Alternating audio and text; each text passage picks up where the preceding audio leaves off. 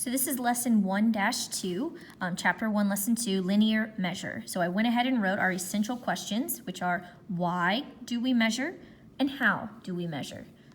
So keep that in the back of your mind while we're going through this lesson. All right, unlike a line, a segment can be measured because it has two endpoints. Remember, a line is infinite. So a segment is just from A to B and we can measure it. A segment with endpoints A and B can be named as this or this. Doesn't matter the order of the letters, but we have to draw the straight line over them. The measure of AB is written as AB without the line over top, right? So wait, what? What does that mean? If I'm just talking in general about a line, like if I'm talking in general about a person or a car or a thing, this is the name of that line segment, right? AB with the line over it. That's its name. But if I'm talking about the size of that line, in math I would write like the length of AB equals 5. Well, instead of writing out the words the length of AB, I'm just going to write it like this without the line over top. If there's no line over top, you know that I'm talking about the size of this line, not just the line itself in general. For any two real numbers, like A and B, there's always a number in between them, and you can write it this way. So there's a number bigger than A but smaller than B. This relationship applies to points on a line and is called betweenness of points. Think about it. Any two numbers you can think of, there's always a smaller number in between them. Always. We can keep going on that way infinitely. All right, so in words. So we have a little example here. We'll write it in words. If point M is between points P and Q, if P, Q, and M are collinear, they all have to be in a straight line, and for us to answer this part, we need to label. So this entire line segment, PQ, we're going to call it PQ. Okay, and then if we stop right here at point M, just from P to M, that's line segment PM. And from here to here, this is line segment MQ. So if we added these two together, this guy plus this guy, this much plus this much, it would equal the entire thing, right? That's all we're talking about here. So point M is between P and Q if and only if P, Q, and M are in the same line. And we have to be able to say that PM plus MQ equals PQ. And I am not going to write the line over top. The line over top is just when we're naming the line segments. When we don't write the line over top, like we said up here, we're talking about the size of the segment. Right now we don't know the size, so in its place we're going to write PM. PM represents the length of line segment PM. So the length of line segment PM plus the length of line segment MQ equals the length of this entire thing. All right, let's do a little example. So just basically the two smaller segments add up to one big segment. That's all we're saying. All right, example 1. Find XZ, and there's no line over top, so we're finding the length of XZ. Assume the figure is not drawn to scale. You can't always rely on what it looks like. You have to go by the numbers, okay? So we know that this smaller segment, XY, plus this smaller segment, YZ, I don't know if y'all can hear that, but it's like thundering really bad here. If you add this smaller segment plus this smaller segment, you get the entire thing, which is XZ. Okay, so now we do have numbers here, so we're gonna go ahead and plug those in, right? And we can use that to solve this math problem. So XY is the same as 4 5/8 inches. So I'm gonna write 4 5/8. And YZ is the same as 2 1/2 inches. And I want to find the length of XZ. That's what I'm looking for. So I'm just going to add these together, and that's going to give me XZ. Well, when I add mixed numbers, I'm going to start off with numbers in front. 2 and 4 is 6, 2 plus 4. And then I'm going to add the fraction. So I'm going to add 5/8 plus 1/2. And what's another way of writing 1/2 so that they have the same number on the bottom? Think about it, half. What's half of 8? 4. So 1/2 is the same thing as 4/8, right? So I have 6 9/8 because I added the 5 and the 4. And now this is an improper fraction, so I know it's really 1 1/8, right? So I'm going to add 6 plus 1 1/8, which is 7 1/8, and they're in inches, so you always want to include your units of measure. And that's all we got, 7 1/8 inch. That's all we're saying. The two smaller segments add up to the one big segment. As long as you remember that, this whole lesson will be easy for you. Okay, next part, example 2. Find the length of line LM. Assume the figure's not drawn to scale. They all say that. All right, so we know this entire thing, L to N, is made up of LM plus MN, right? So we're going to write that first. LM plus MN equals the whole thing LN. Okay, well, what do we know? What does it have labeled here? It tells us the whole thing LN is 4. So I'm going to write a 4 here. It also tells me that MN is 2.6. So the only thing I don't know is LM. And that's what I'm finding. So how can I solve for this? When I want to solve for this question mark, or I could put like an X there or something, I need to subtract 2.6 from both sides of my equal sign. I ran out of room, I'm write it over here. 4 minus 2.6 is 1.4. So I'm going to get the length of LM equals 1.4, and it's in centimeters. And you can use your calculator if you feel like you need to. LM equals 1.4. If we went back and labeled this 1.4 and we added 1.4 plus 2.6, would we get 4? Yes. Do you notice that 1.4 is smaller than 2.6, but yet on here it's larger, right? That's why they say it's not drawn to scale. Don't rely on what it looks like, just rely on the numbers it gives you. Okay, next section, example 3A. Write and solve equations to find measurements. So we're still doing the exact same thing. Find the value of x and the length of ST. This is what we're trying to solve for.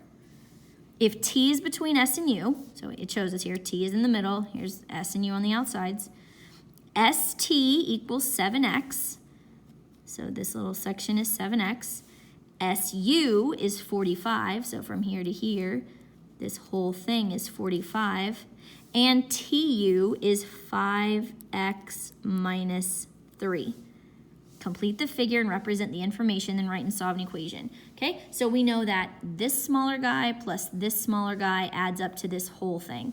So I'm going to write tu plus ts equals su, and then I'm just going to plug in. So tu is 5x minus 3 plus ts is 7x equals, and we know the whole thing is 45. Stinks, I don't have a lot of room. I'm going to combine like terms. 5x and 7x is 12x, and I still have this minus 3, and that's equal to 45. I'm going to add 3 on both sides. 12x equals 48, and I'm going to divide both sides of my equal sign by 12, and 48 divided by 12 equals 4. Little algebra. So we know x is 4. What else did it ask us to solve for? st, this guy. So what's 7 times 4? 28. So st equals 28 units. Good? Hopefully that makes sense. Just a little algebra. All right, now we're going to talk about congruency. Congruent segments have the same, or you could say equal, measure. They're the exact same length. Symbols. Here's our congruency symbol. A congruency symbol looks like a big equal sign with kind of like a sideways S or a little swirly guy over top of it. Looks like a squiggle, all right? So that is read as is congruent to. Okay, so for example, if we look over here at these two segments drawn here, they are marked with these little hash things, these little like a little stick through them, right? That's showing us that they're congruent to each other. Any other segments in this same picture that would have one little line tick mark there drawn through it is also the same length as these two lines, right? Some of them might have 2 tick marks. Doesn't really matter how many they have, but if they have the same amount, that means they're the same size. So here we would write the measure of AB is equal to the measure of CD, right? We're talking about the size here, so I don't write the line over top. It's like numbers, like if this was 7, this would be 7, right? So we'd write 7 equals 7. And then in general, when we use the congruency rule, that's when we're just referring to the line itself. If 7 equals 7, then that means that line segment AB must be congruent to line segment CD. That gets a little confusing because it seems like it's so similar. When you're actually talking about numbers and measurement, you write it like an equal sign. And if you use an equal sign, you don't put lines over top. If you're just making a statement, we don't care how big the lines are. We're just saying that they're equal to each other. Doesn't matter how big that is. That's more of a general statement. So it's the entire line segment is congruent to the entire line segment. We don't have to know numbers for that. Okay. Next, back side of our notes here. There's a little warm up here, but we're not going to do that. It's not my favorite ever. I'm just going to skip that. You can try it if you want. It's on your notes.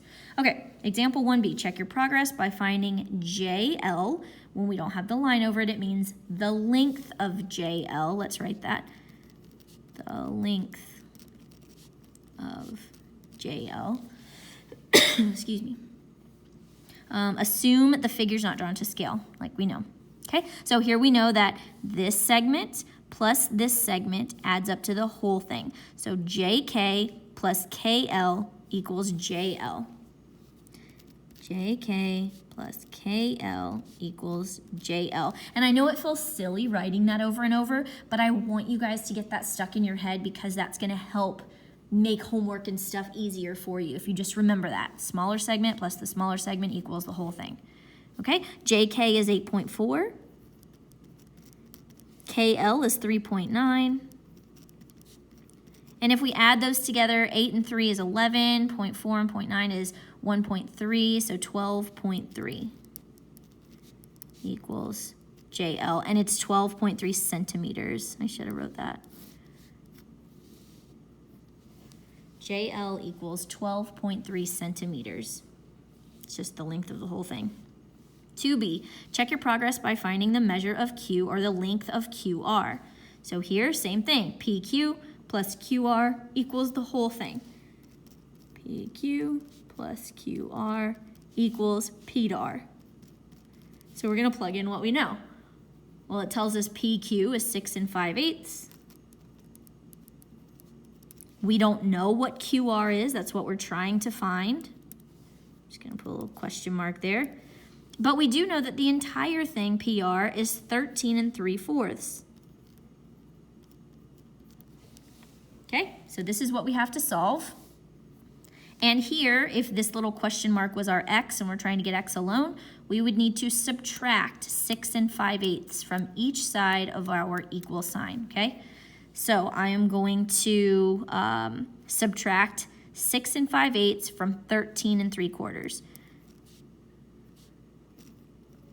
One thing I want to do when I add or subtract fractions is make sure they have the same denominator. So if I want to change this to something over 8, if I want to make that 4 and 8, I got to multiply it by 2, so I need to do the same thing on top. So this is 6/8. So 13 3/4 is the same thing as 13 6/8. Now I can subtract. 13 minus 6 is 7.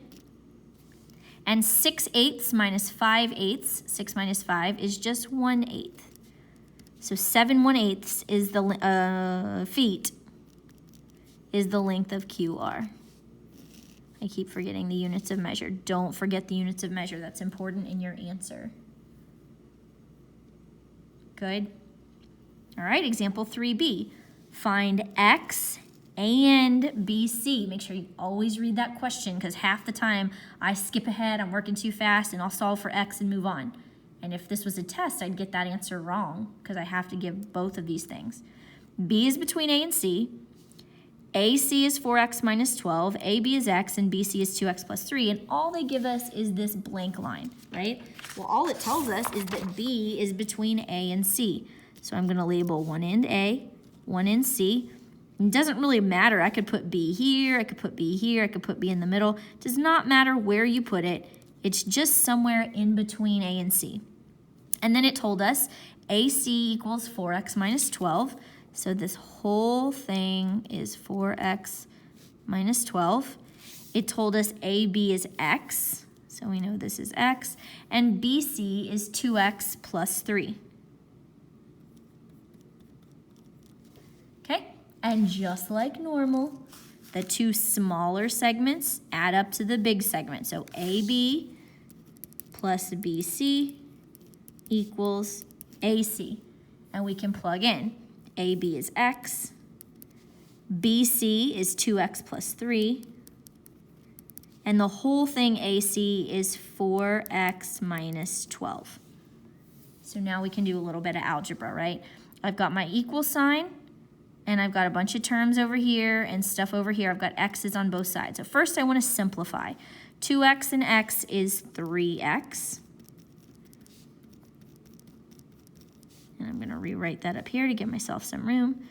3x plus 3 equals 4x minus 12. I have x's on both sides. I want to get it on one side, so I'm going to get rid of the smallest x. Got to subtract 3x from both sides of the equal sign.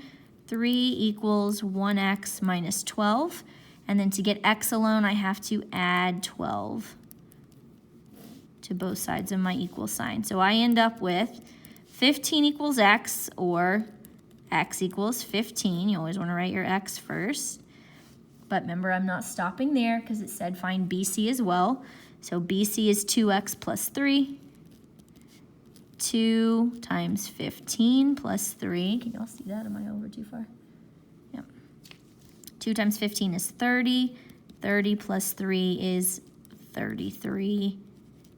And there's no units of measure, so we just leave it that way. X is 15, BC is 33. Good? All right, almost done. Example 4. Name the congruent segments in the sign shown.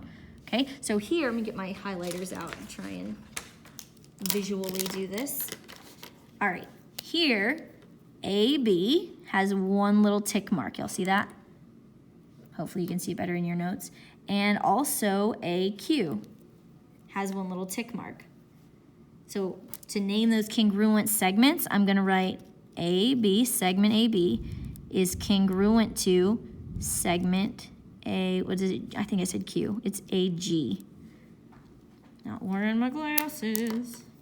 All right, then we have this guy across the top, which has the same amount of tick marks as the one across the bottom. They both have 3. It doesn't matter which order we name all these in, by the way.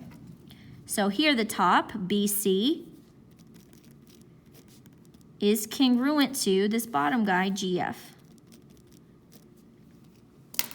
And then we have CD right here. Ooh, that was a fat marker.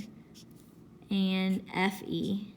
They both have 2 little tick marks. So we can say CD is congruent to FE. And nothing else is marked congruent. DE is all by itself here. Poor guy. So that's our congruency statements, I guess.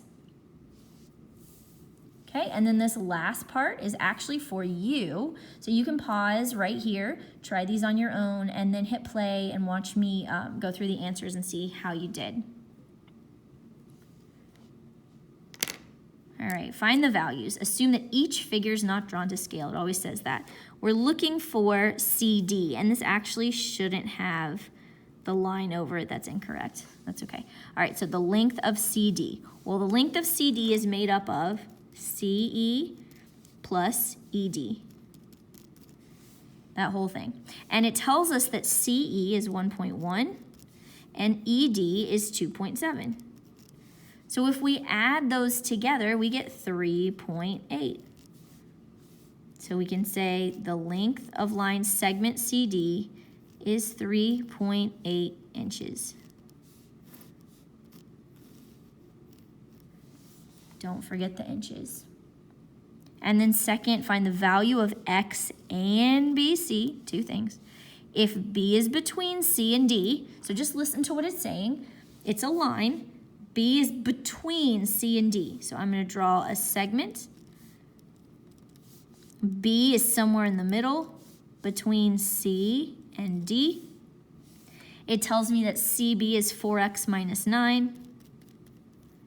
It tells me that BD is 3x plus 5.